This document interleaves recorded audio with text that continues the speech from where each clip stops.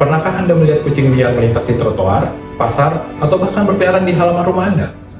Jakarta sedang menghadapi krisis yang sering kita abaikan, overpopulasi kucing liar.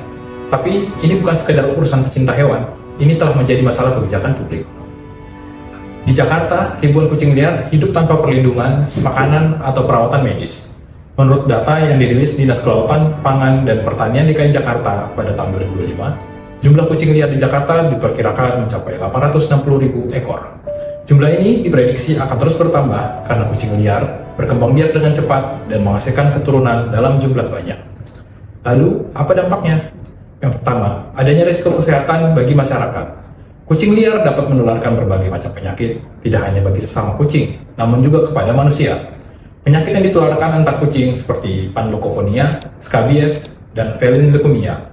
Sedangkan penyakit kucing yang ditularkan ke manusia seperti toxoplasmosis yang mempengaruhi pertumbuhan kembang janin, ringworm, bahkan rabies yang dapat berakibat fatal bagi manusia.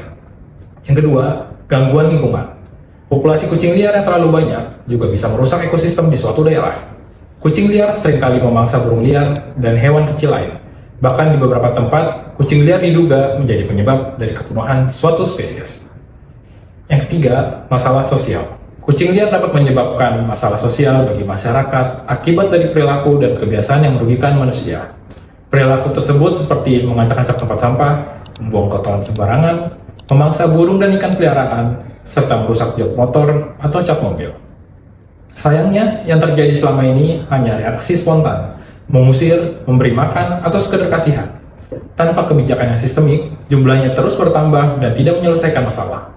Lalu, bagaimana solusi kebijakan yang efektif untuk mengatasi overpopulasi ini? Mari kita lihat beberapa praktik kebijakan yang berhasil diterapkan di luar negeri. Yang pertama, yaitu metode Trap, Neuter, and Return. Metode ini telah berhasil diterapkan di banyak kota besar di dunia, seperti Istanbul. Program ini melibatkan penangkapan kucing liar, sterilisasi, dan pelepasan kembali ke habitat asal mereka. Kota Istanbul telah menunjukkan keberhasilan besar dengan menurunkan tingkat kelahiran kucing liar secara signifikan, serta menstabilkan populasi mereka. Di Jakarta sendiri, metode ini sudah dijalankan oleh Dinas KPKP Provinsi DKI Jakarta bekerjasama dengan komunitas pecinta hewan. Setiap bulan, Dinas KPKP melakukan sterilisasi gratis bagi kucing masyarakat maupun kucing liar yang ditangkap oleh komunitas pecinta hewan. Bahkan di tahun 2025, DKI Jakarta berencana melakukan sterilisasi kucing sebanyak 25.000 ekor kucing jantan untuk menekan laju populasi kucing. Meskipun begitu, kebijakan ini tidak menyelesaikan masalah secara cepat.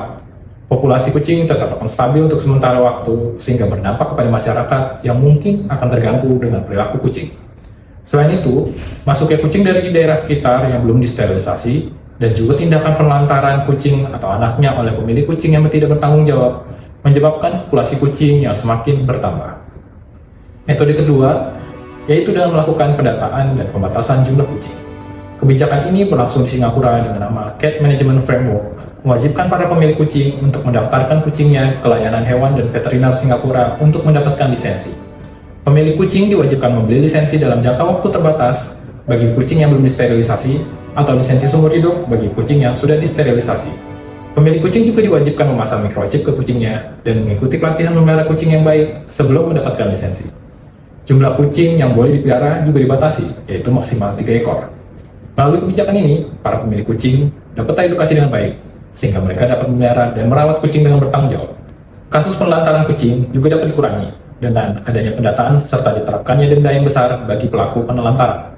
Hal ini berdampak terhadap laju populasi kucing liar yang semakin menurun, disertai dengan kombinasi kebijakan Trap, Neuter, and Release yang juga dilakukan oleh pemerintah Singapura.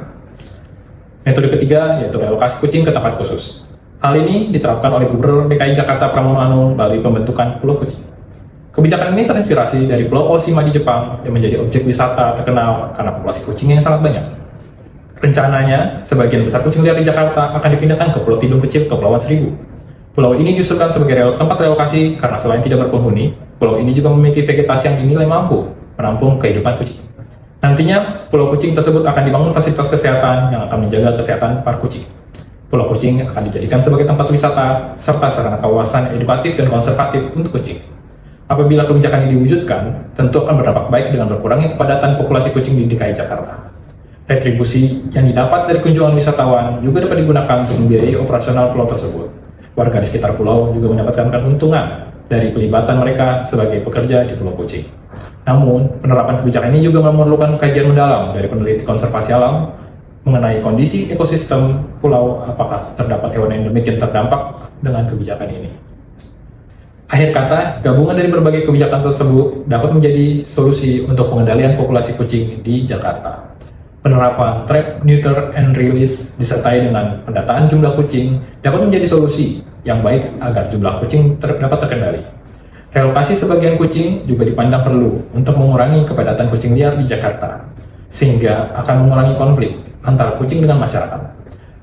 Namun perlu diingat bahwa kebijakan ini jangan sampai mengabaikan kesejahteraan dari kucing itu sendiri. Sebab Jakarta bukan hanya kota untuk manusia, tapi juga kota yang beradab bagi semua makhluk hidup. Berikut hasil analisis saya dalam mata kuliah pembangunan dan transfer kebijakan dengan dosen Bapak Wisnu Juwono, Bapak Reza Faturrahman, dan Bapak Nur Sadik. Sekian dan terima kasih.